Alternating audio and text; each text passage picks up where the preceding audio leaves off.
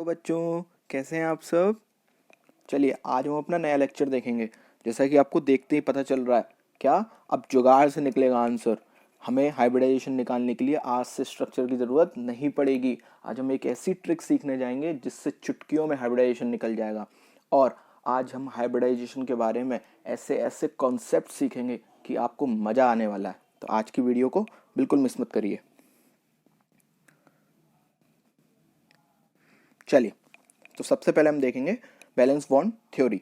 ठीक है, इसमें हम सबसे पहले इंट्रोडक्शन देखेंगे और प्रिंसिपल्स देखेंगे बैलेंस बॉन्ड थ्योरी के। फिर हम देखेंगे कि हमें हाइब्रिडाइजेशन की ज़रूरत क्यों पड़ी। हाइब्रिडाइजेशन क्या है? एक जुगाड़ है। आज हम देखेंगे हाइब्रिडाइजेशन जुगाड़ कैसे है। ठीक है ना। फिर हम समझेंगे कॉन्सेप्ट ऑफ हाइब्रिडाइजेशन, हमारी जुगाड़ का सिद्धांत क्या है। उसके बाद most awaited the tricks to find hybridization, और उसके बाद क्वेश्चन प्रैक्टिस। तो चलिए शुरू करते हैं। सबसे पहले समझते हैं हम प्रिंसिपल ऑफ बीबीटी। चलो देखो, covalent bonds are formed by overlap of atomic orbitals each of which contains one electron of opposite spin. हमको मालूम है कि जो कोवेलेंट बॉन्ड होता है वो कैसे बनता है? ऑर्बिटल्स की ओवरलैप से। सपोज ये कोई एक ए एटम है, ये कोई बी एटम है। ए भी छोड़ो, हाइड्रोजन ले लेते हैं। ये एक पहला हाइड्रोजन, ये एक दूसरा हाइड्रोजन। ठीक है, इसके पास इसका एक ऑर्बिटल होगा,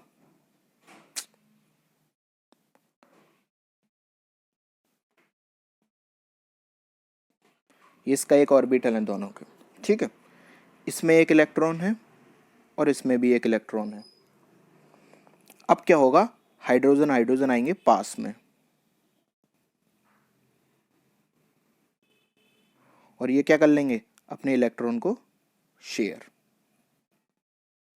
ठीक है, अब क्या हुआ कि बॉन्ड बनने के लिए मेरा पहले एच का ऑर्बिटल और दूसरे एच का ऑर्बिटल ओवरलैप हुए। ठीक है, और ओवरलैपिंग की वजह से मेरा बॉन्ड बना। ठीक है, तो यही था मेरा पहला पॉइंट, क्या कि covalent bonds are formed by overlap of atomic orbital each of which contain one electron of opposite spin. ठीक है ना, मैंने देखा था मेरा हाइड्रोजन 1 में स्पिन का, इलेक्ट्रॉन का स्पिन ऐसा था और दूसरे वाले में इलेक्ट्रॉन का स्पिन ऐसा था। अगर सेम होते तो क्या होता? रिपल्शन कर जाते।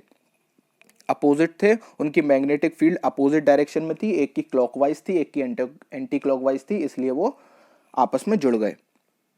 दूसरा point, this two overlapping lobes must be of same phase. इस बात को समझते हैं। देखो, श्रोडिंगर ने जो ऑर्बिटल की पिक्चर दी थी वो श्रोडिंगर वेव इक्वेशन से आई थी। मतलब उसने सारा कुछ वेव नेचर से समझाया था। अब वेव के बारे में हम थोड़ा बहुत फिजिक्स में पढ़ चुके हैं। क्या कि वेव जो होती है उसमें क्रस्ट होता है और ट्रफ होता है। इसको प्लस से डिनोट करते हैं, इसको माइनस से। ये प्लस माइनस फेज है। प्लस दिखा रहा है कि मेरी वेव ऊपर की तरफ है, माइनस दिखा रहा है मेरी वेव नीचे की तरफ है। ठीक है, तो ऑर्बिटल्स की भी ऐसा एक वेव का फंक्शन होता है। ठीक है, तो जब मेरे दो ऑर्बिटल मिक्स करते हैं तो उनके सेम फेज मिक्स होने चाहिए। फॉर एग्जाम्पल, अगर ये मेरा पी ऑर्बिटल है तो मैं इसमें ऐसे डिनोट करता हूँ, ये प्लस है ये माइनस है। इसका मतलब क्या है कि ये मेरे फेज हैं। प्लस माइनस मेरा चार्ज को डिनोट नहीं कर रहा है, प्लस माइनस मेरा इलेक्ट्रॉन डेंसिटी को डिनोट नहीं कर रहा है। इट इज ओनली फेज, कि इस पोर्शन की वेव मेरी ऊपर की तरफ है और इस पोर्शन की वेव मेरी नीचे की तरफ है। अब मेरा दूसरा ऑर्बिटल आया, सपोज इसका भी फेज यहां पर प्लस है और इधर माइनस है, और इन दोनों ने किया क्या? ओवरलैप। तो देखो कैसे बन जाएगा।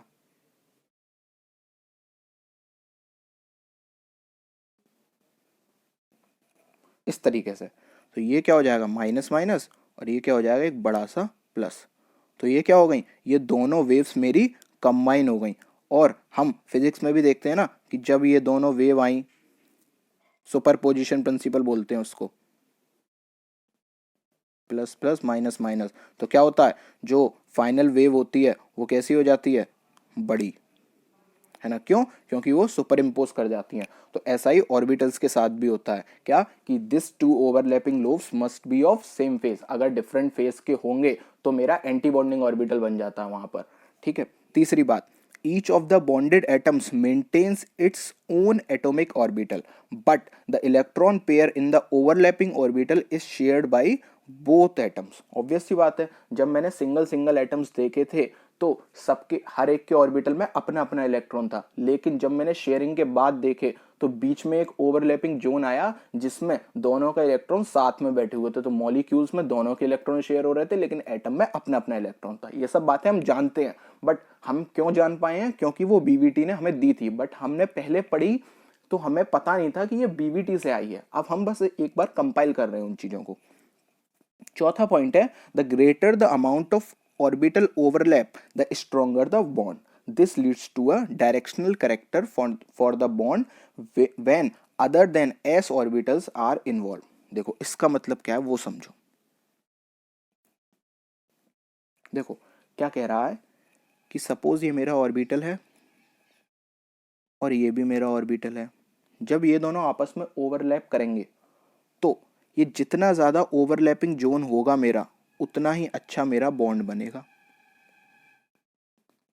ठीक है। और दूसरी बात क्या कह रहा है वो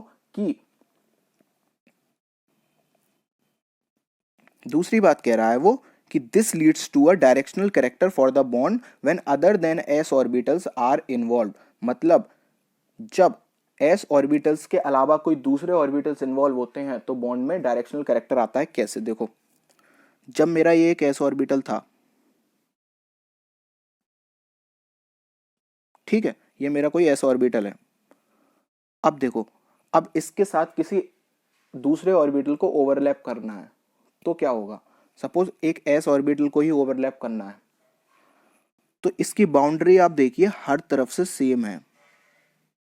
ठीक है, तो ये वाला ऑर्बिटल किधर से भी जाके इसके साथ ओवरलैप कर सकता। हो सकता है ये ऐसे ओवरलैप कर ले, ओवरलैपिंग जोन ये हो जाएगा।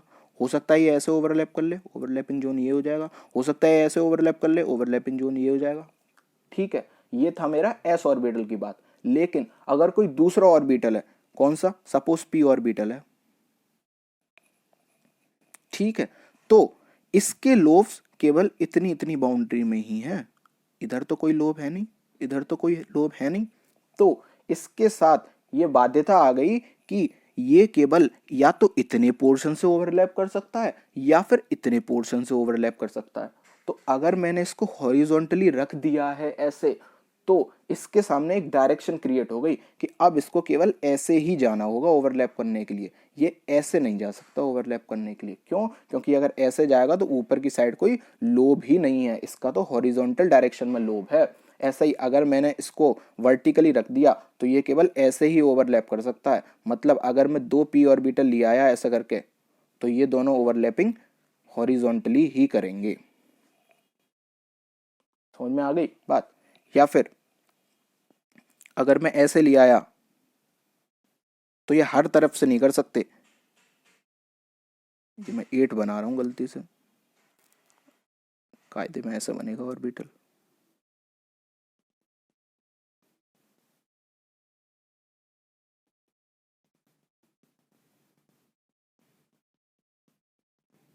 ठीक है, इस तरीके से करेंगे तो यहां पर क्या बनेगा? पाई बॉन्ड, और उसमें पहले वाले केस में क्या बन रहा था? Sigma bond.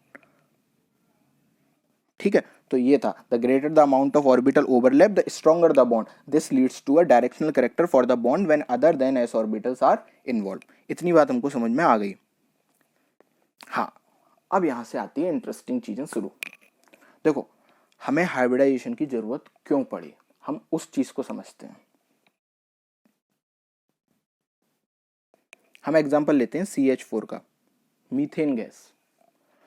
मीथेन गैस में मेरे 4 बॉन्ड बन रहे हैं। ठीक है, एक कार्बन 4 बॉन्ड बना रहा है, बहुत बढ़िया बात है। लेकिन जब मैंने कार्बन का इलेक्ट्रॉनिक कन्फिगरेशन देखा तो मुझे पता चला कि उसके 1s में 2 इलेक्ट्रॉन हैं, 2s में 2 इलेक्ट्रॉन हैं और 2p में 2 इलेक्ट्रॉन हैं। याद करो वीबीटी का पहला पॉइंट, उसने क्या कहा था? ऑर्बिटल ओवरलैपिंग होने के लिए मेरा ऑर्बिटल में अपोजिट स्पिन होने चाहिए दोनों में। ठीक है ना? और एक ही एक इलेक्ट्रॉन होना चाहिए एक ऑर्बिटल में, पेयर्ड नहीं होने चाहिए। तो अब इसको 4 बॉन्ड बनाने हैं मीथेन को, तो कार्बन के पास 4 सिंगल बॉन्ड इलेक्ट्रॉन होने चाहिए। लेकिन देखो इसमें तो केवल 2 ही सिंगल इलेक्ट्रॉन है, मतलब एक ऑर्बिटल में एक इलेक्ट्रॉन, केवल ऐसे मेरे पास 2 ही ऑर्बिटल हैं, एक और बाकी के 2 ऑर्बिटल तो मेरे पेयरिंग वाले हैं, तो ये तो कंबाइन करेंगे नहीं। तो अब क्या होगा, अब मैं इस मॉलिक्यूल को कुछ एनर्जी दूंगा और यहां से एक इलेक्ट्रॉन मेरा एक्साइट हो जाएगा अपर ऑर्बिटल में। ऑब्वियस सी बात है, जब हम किसी को एनर्जी दे देते हैं तो वो ज्यादा उछल कूद करता है, तो यही मॉलिक्यूल के साथ हुआ। जब मैंने उसको एनर्जी दी तो उसका 2s से एक इलेक्ट्रॉन निकल के 2p में पहुंच गया। अब एक बात सोचो, जब मैंने इसको एनर्जी दी तो मेरी एनर्जी खर्च भी तो हुई, तो अब उस एनर्जी का मुझे भुगतान भी तो करना पड़ेगा। तो इस एनर्जी का भुगतान कहां पर होता है, जब मैं CH4 के बॉन्ड्स बना लेता हूं। तो जब सी कार्बन के बॉन्ड्स हाइड्रोजन से बनते हैं तो bond formation is always exothermic reaction, तो मेरी एनर्जी क्या होती है, रिलीज होती है, और वो एनर्जी इस एनर्जी को देने वाली एनर्जी से ज्यादा रिलीज होती है, तो कंपेंसेशन से मुझे ज्यादा ही मिल जाता है, ब्याज भी मिल जाती है एक तरीके से, ऐसे समझ लो, ठीक है ना। तो जब मेरा इलेक्ट्रॉन एक्साइट हुआ तो एक इलेक्ट्रॉन तो मेरा 2s में आ गया और 3 इलेक्ट्रॉन मेरे 2p में आ गए। बात बन चुकी है क्या, कि एक तो मेरा s ऑर्बिटल में इलेक्ट्रॉन है और 3 मेरे p ऑर्बिटल में इलेक्ट्रॉन है। अब मेरे पास 4 अनपेयर्ड इलेक्ट्रॉन मौजूद हैं। अब मैं अपना हाइड्रोजन से बॉन्ड बना सकता हूं, ठीक है। इतनी बात समझ में आ गई। तो अब दिक्कत कहां पे आई, हाइब्रिडाइजेशन क्यों चाहिए था हमें, वो समझते हैं। देखो, अब CH4 के केस में क्या था कि CH4 के केस में मेरे पास 4 ऑर्बिटल प्रेजेंट हो गए, मैंने 4 बॉन्ड बना लिए। लेकिन मैंने बेस्पर में ये वाली बात देखी थी कि जो मेरा CH4 है उसमें चारों एंगल बराबर होते हैं, ठीक है। दूसरी बात मैंने ये देखी थी कि मेरे चारों बॉन्ड सेम होते हैं, मतलब same bond length, same bond angle, same energy, सब कुछ सेम है। ऐसा कैसे पॉसिबल हो सकता है, क्यों, क्योंकि मेरा बॉन्ड फॉर्मेशन में एक s ऑर्बिटल इन्वॉल्व हुआ है और 3 p ऑर्बिटल इन्वॉल्व हुए हैं, है ना।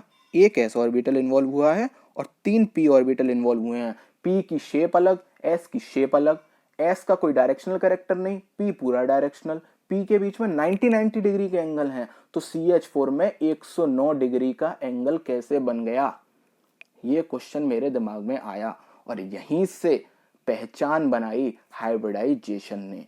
कैसे, पॉलिंग आया, पॉलिंग एक साइंटिस्ट का नाम है, पॉलिंग आया और क्या बोला कि जब s और p ऑर्बिटल्स आपस में मिक्स होते हैं तो इनके बीच में कुछ कुछ होता है, ठीक है। अभी उसको नहीं पता क्या होता है, उसने बोला s और p ऑर्बिटल्स के बीच में कुछ कुछ होता है और उस कुछ कुछ होने की वजह से ये ऑर्बिटल्स सेम आ जाते हैं, ठीक है। बाद में उसी कुछ कुछ को नाम दे दिया गया हाइब्रिडाइजेशन। तो यहां से शुरुआत हुई मेरे कॉन्सेप्ट की, जिसका नाम था hybridization. It is totally hypothetical concept, क्यों, क्योंकि पता ही नहीं है उनके बीच में हुआ क्या, वो ऑर्बिटल्स मिक्स हुए कैसे। मैंने तो बस अपनी ज्योमेट्री देखी, मैंने एंगल देखा और उसको सेटिस्फाई करने के लिए मैंने एक हाइपोथेटिकल थ्योरी बना दी।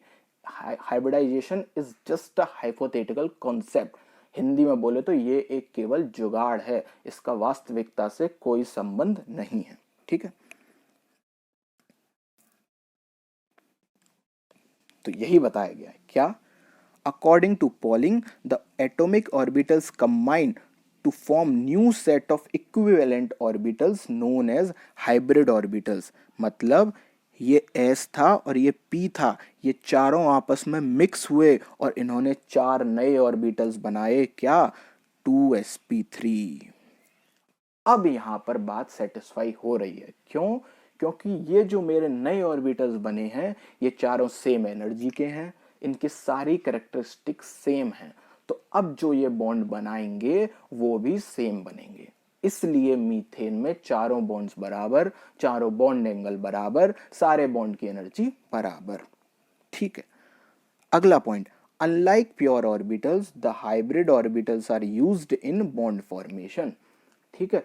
प्योर ऑर्बिटल्स की बजाय अब मेरे ये हाइब्रिड ऑर्बिटल्स इन्वॉल्व होंगे किसमें, बॉन्ड फॉर्मेशन में। मतलब जब कार्बन ने हाइड्रोजन के साथ बॉन्ड बनाया होगा तो कार्बन का एक sp3 ऑर्बिटल हाइड्रोजन के एक s ऑर्बिटल से मिक्स हुआ होगा, 4 हाइड्रोजन है तो हाइड्रोजन के 4 s ऑर्बिटल होंगे, हर हाइड्रोजन का एक एक s ऑर्बिटल, और एक कार्बन के पास 4 sp3 ऑर्बिटल, सब मिक्स हुए और मेरे पास 4 बॉन्ड बन गए।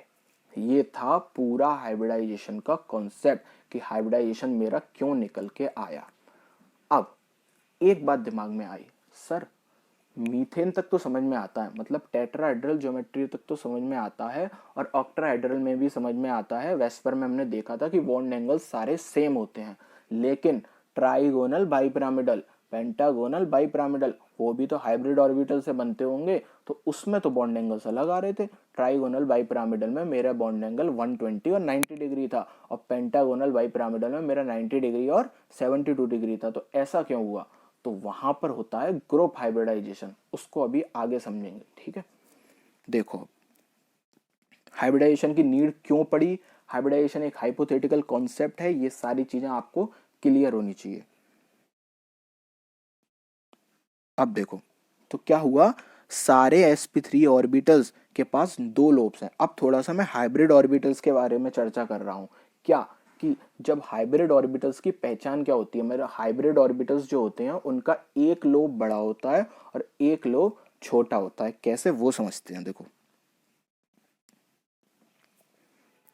हाइब्रिड ऑर्बिटल मेरा कैसे बना था, p ऑर्बिटल s के साथ मिक्स हुए थे, 3 p ऑर्बिटल एक s के साथ मिक्स हुए थे, तो क्या हुआ होगा।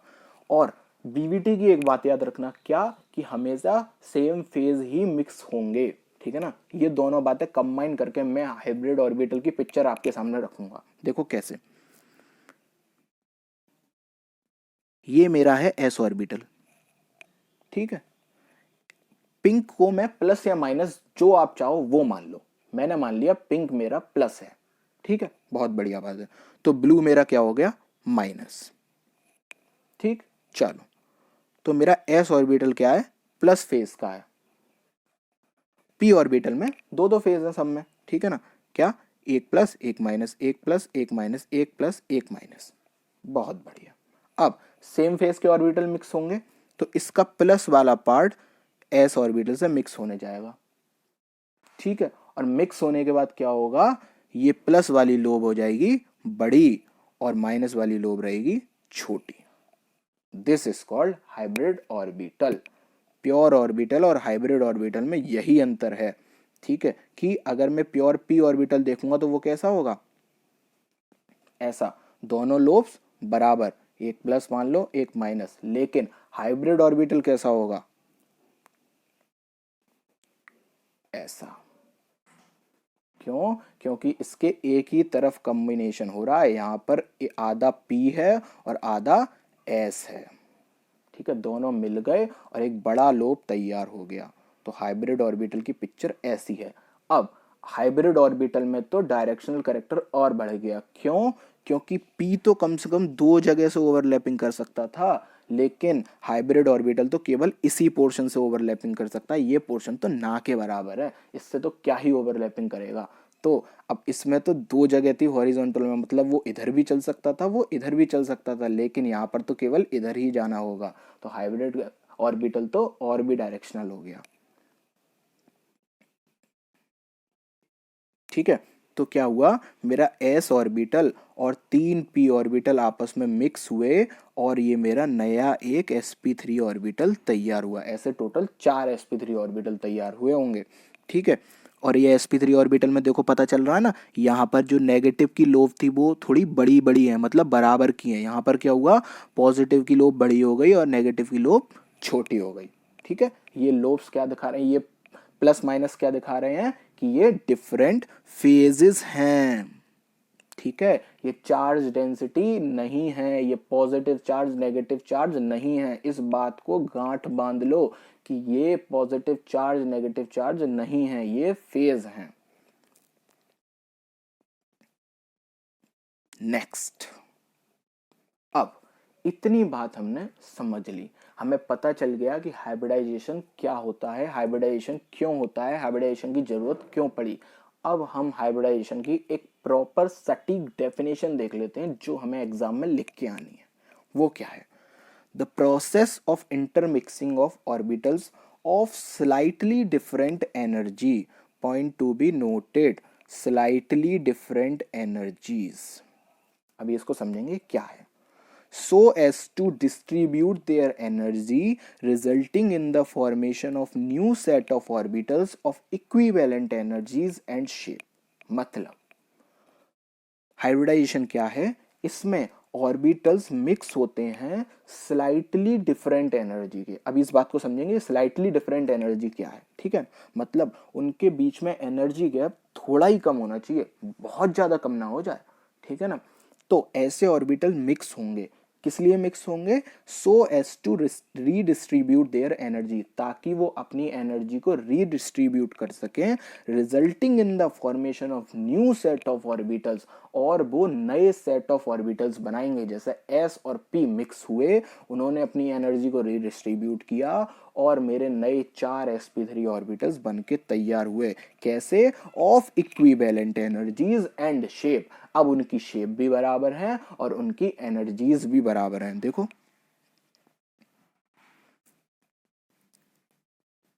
ये देखो, चारों की एनर्जी बराबर, लेकिन यहां पर एस की एनर्जी कम, पी की एनर्जी ज्यादा, तभी तो उसको ऊपर बनाया है। ये देखो, ये एनर्जी का ही तो एरो है।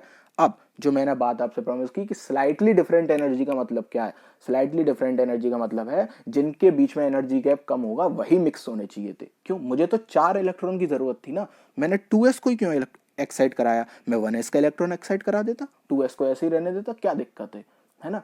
तो वही दिक्कत थी कि स्लाइटली डिफरेंट एनर्जी के ही ऑर्बिटल्स मिक्स होने चाहिए। हाइब्रिडाइजेशन का कॉन्सेप्ट है। 1s और 2p के बीच में ज्यादा एनर्जी गैप है। ऑब्वियसली बात हम जानते भी हैं कि 1s अलग सेल में, फर्स्ट सेल में, और 2 के इलेक्ट्रॉन सेकंड सेल में है। तो इन दोनों को आपस में मिक्स कराने से अच्छा है मैं घर घर में ही आपस में दोस्ती ना करा दूं, पड़ोसी को लेके आऊं, है ना। तो इसलिए दोनों 2 में अवेलेबल थे, एसबी और पीवी, तो मैंने उन्हीं दोनों को मिक्स कराया। इसका मतलब है कि यही है मतलब स्लाइटली डिफरेंट एनर्जीज का।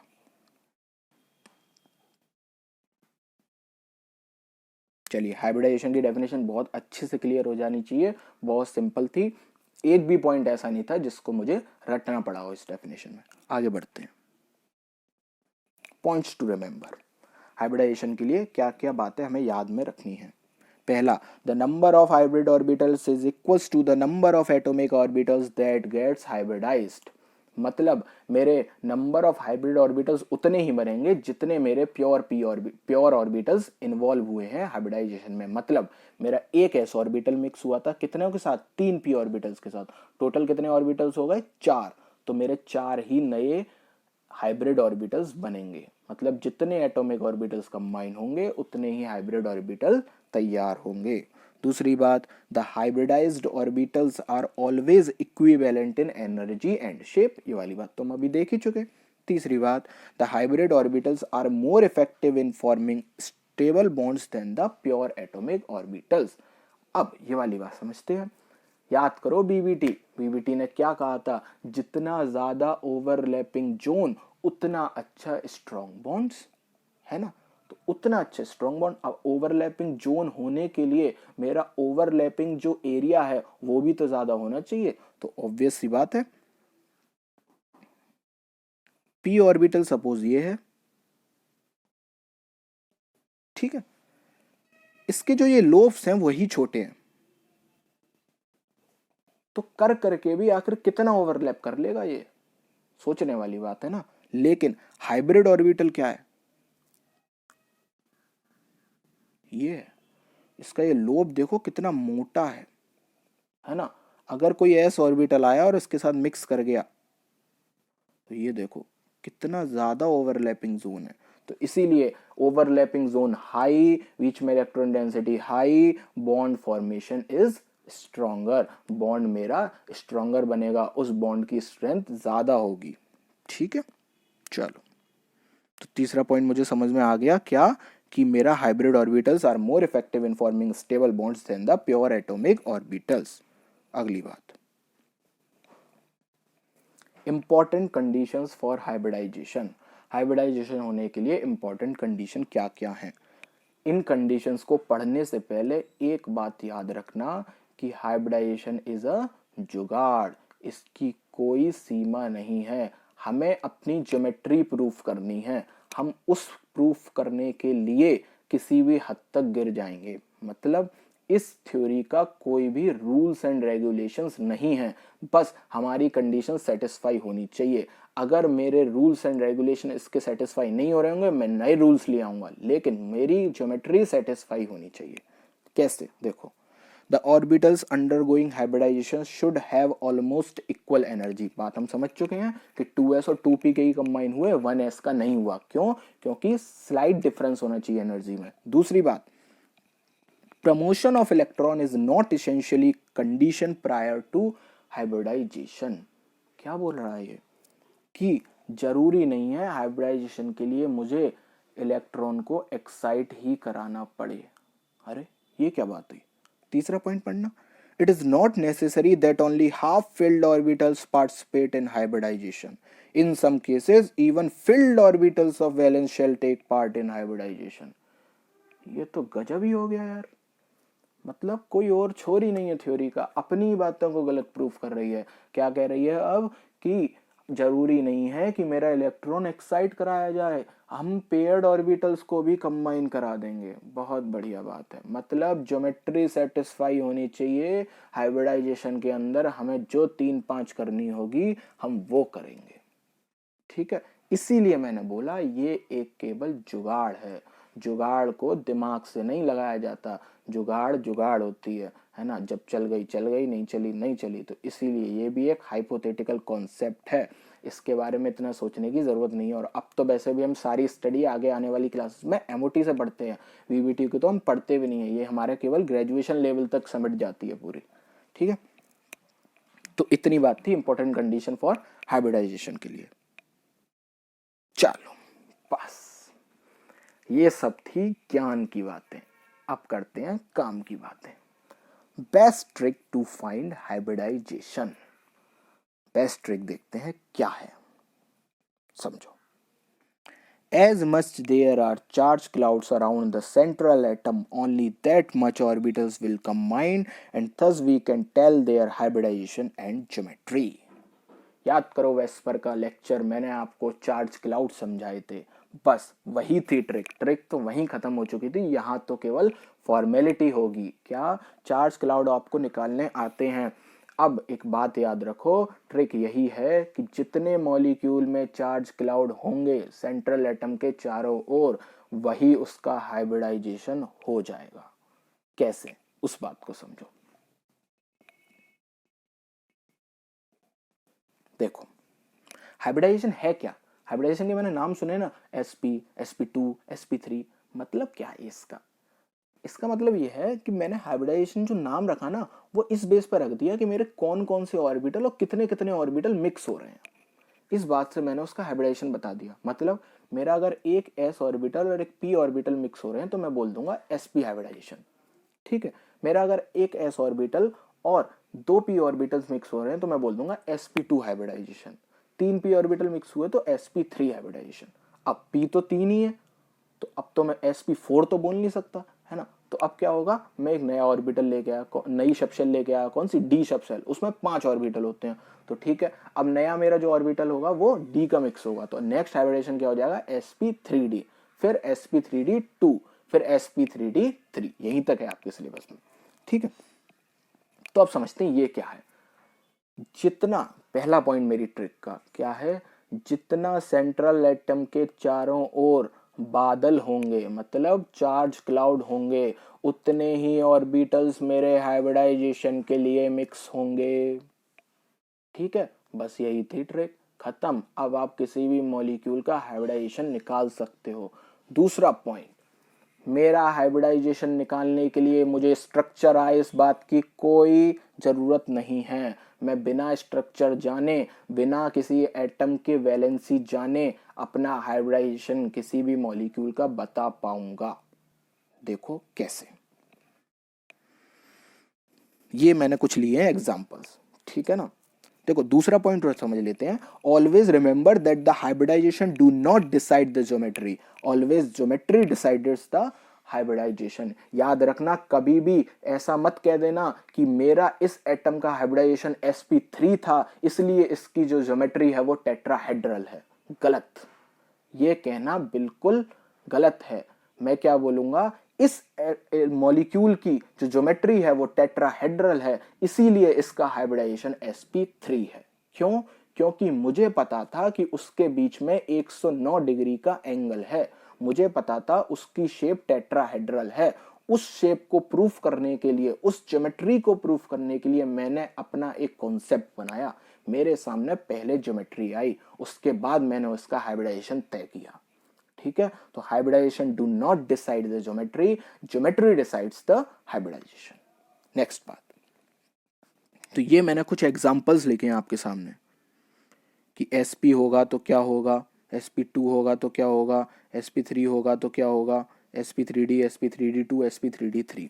ठीक है, आपको ये चीज याद रखनी है कि कौन सा p ऑर्बिटल मिक्स हो रहा है। जब मैंने sp बोला, देखो एक बात हमेशा याद रखना, ये जो ओवरलैपिंग हो रही है वो मेरी इंटरन्यूक्लियस एक्सिस के थ्रू हो रही है। ठीक है ना, मतलब मैंने अपनी एक इंटरन्यूक्लियर एक्सिस मान के चली है। मतलब इंटरन्यूक्लियर एक्सिस का मतलब एक ऐसी एक्सिस जो हर न्यूक्लियस से पास हो रही है। ठीक है, और अकॉर्डिंग टू आयुपैक जब तक ना बोला जाए इंटर न्यूक्लियर एक्सिस हमेशा मेरी जेड एक्सिस होती है, हमेशा। ठीक है, इस बात को याद रख लो। ये यही नहीं, जीवन में जहां भी केमिस्ट्री पढ़ोगे, जब भी केमिस्ट्री पढ़ोगे, जब तक ना बोला जाए आयुपैक के अकॉर्डिंग हमेशा इंटर न्यूक्लियर एक्सिस मेरी जेड एक्सिस ही होगी। ठीक है, अब समझते हैं। जब मैंने बोला sp हाइब्रिडाइजेशन तो उसका मतलब होगा मेरा उसमें pz इन्वॉल्व है। जब मैंने बोला sp2 तो उसमें px py। जब बोला sp3 तो उसमें तो तीनों इन्वॉल्व हो गए। जब मैंने बोला sp3d तो d कौन सा है, dz स्क्वायर। sp3d2 बोला तो d कौन से हैं, dx square minus y square और dz स्क्वायर। और जब मैंने बोला sp3d3 तो d ऑर्बिटल मिक्स हैं dxy, dx square y square और dz स्क्वायर।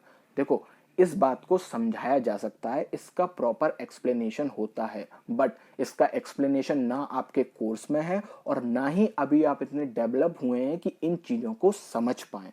तो इसलिए इनको ऐसे ही याद करना ज़्यादा बेनिफिशियल होगा। इनको याद कर लीजिए, ये आपसे 11th में भी नहीं पूछे जाएंगे, ये केवल IIT एडवांस में पूछे जाएंगे, या फिर नीट में अगर उसका मन हुआ कि थोड़ा मैं तिगड़मबाजी करके क्वेश्चन बना दूं तो वो ये चीज़ पूछ सकता है।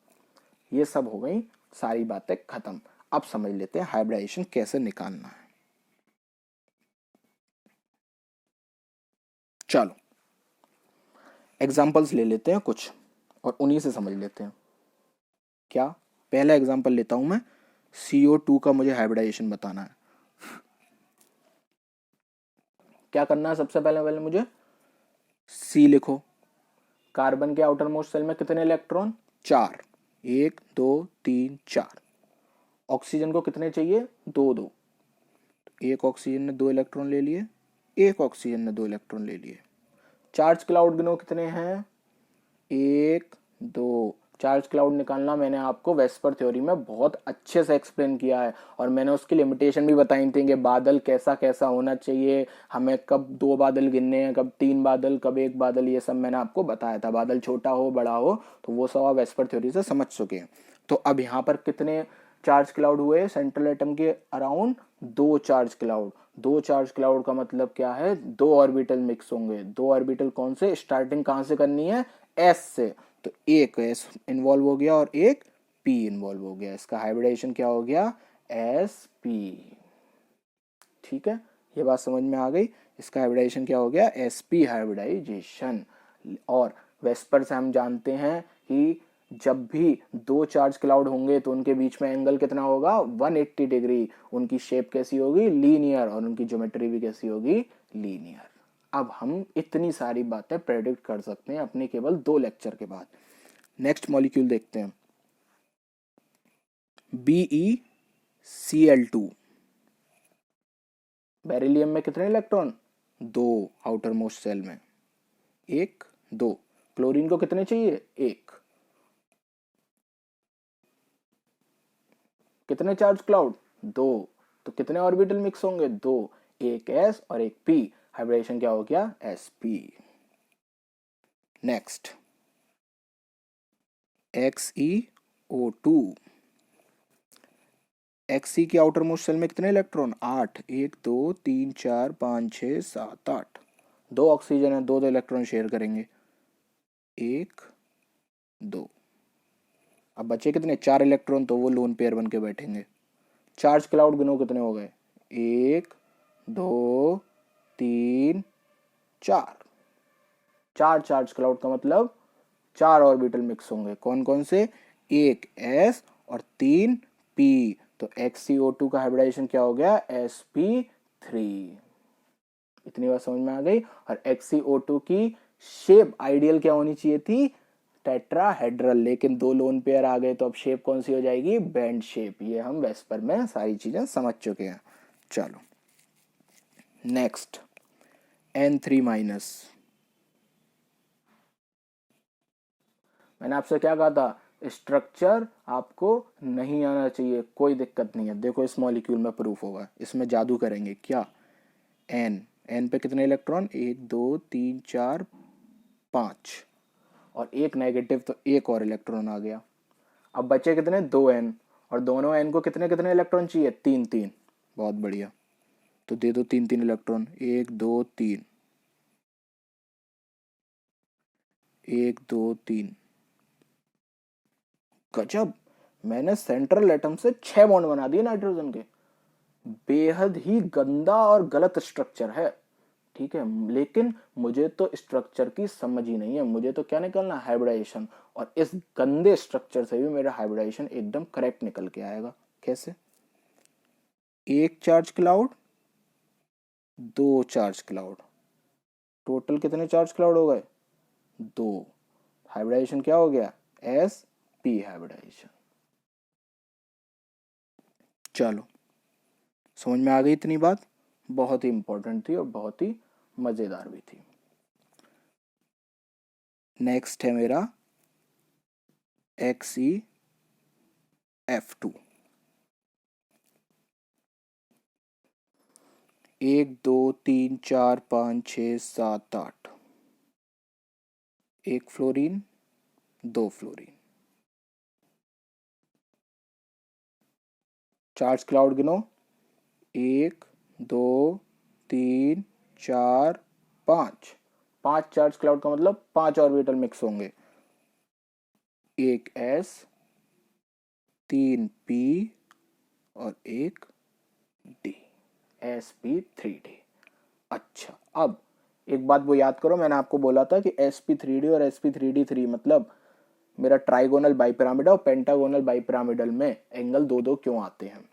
उसका मतलब होता है कि वहां पर ग्रुप हाइब्रिडाइजेशन हुआ है। मतलब वहां पर एक्चुअली में हाइब्रिडाइजेशन sp3d ना होकर sp2 प्लस pd होता है। दोनों को प्लस कर देते हैं और बन जाता है sp3d। लेकिन वहां पर जो ग्रुप हाइब्रिडाइजेशन होता है वो क्या होता है? sp2 plus pd। ये बातें आपको जानने की जरूरत नहीं है, मैंने बस आपको इसलिए बता दिया ताकि जब आप किसी को ये थ्योरी समझाओ और उसके दिमाग में क्वेश्चन आ जाए कि अरे वहां पर भी तो हाइब्रिड ऑर्बिटल थे, वहां क्यों एंगल अलग आ गया? क्या वहां पर कुछ गड़बड़ हो गई? नहीं, कि वहां पर ग्रुप हाइब्रिडाइजेशन हुआ। वहां पर एक्चुअली में हाइब्रिडाइजेशन sp3d नहीं था, sp2 प्लस pd था। pd की शेप होती है लीनियर, sp2 की होती है ट्राइगोनल प्लेनर। इसीलिए ट्राइगोनल प्लेनर में एंगल होता है कितना? 120 डिग्री, और pd में होता है 180 डिग्री। तो आपस में जब दोनों मिले तो वो एंगल एडजस्ट हो गए, इसलिए वहां पर होता है ग्रुप हाइब्रिडाइजेशन। ऐसे ही sp3d3 में भी ग्रुप हाइब्रिडाइजेशन होता है। चलिए, XeF2 समझ में आ गया। इन सब की शेप आप पहले ही निकालना सीख चुके हैं। नेक्स्ट, XE को छोड़ो, अब IF6-। आई पे कितने इलेक्ट्रॉन? 1 2 3 4 5 6 7। 7 और एक नेगेटिव आ गया तो 8। ठीक है, 6 ने शेयर कर लिए। 1 2 3 4 5 6। एक लोन पेयर गिनो। 1 2 3 4 5 6 7।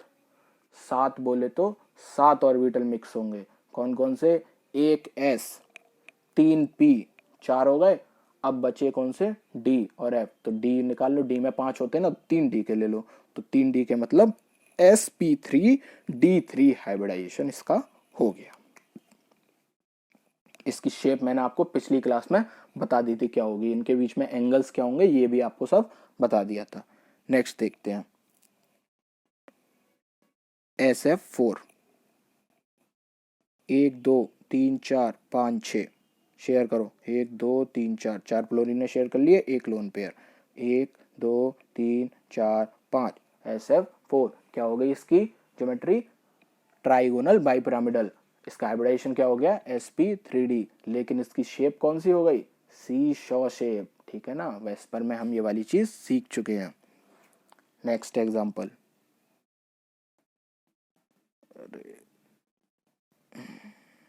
ClO2 minus. 1 2 3 4 5 6 7 और एक नेगेटिव 8। 2 ऑक्सीजन ने शेयर कर लिए, 4 शेयर हो गए। एक ये बचा, एक ये बचा। चार्ज क्लाउड गिनो। 1 2 3 4। 4 का मतलब sp3। हाइब्रिडाइजेशन क्या हो गया? sp3। शेप लेकिन क्या होगी? Band shape. ठीक है, वेस्पर में सीख चुके हैं। अगला CF3 माइनस। कार्बन पे कितने? 1 2 3 4 और एक नेगेटिव तो 5। 3 शेयर हो गए, 1 2 3, एक लोन पेयर। अब 1 2 3 और 4 क्या हो गया? sp3।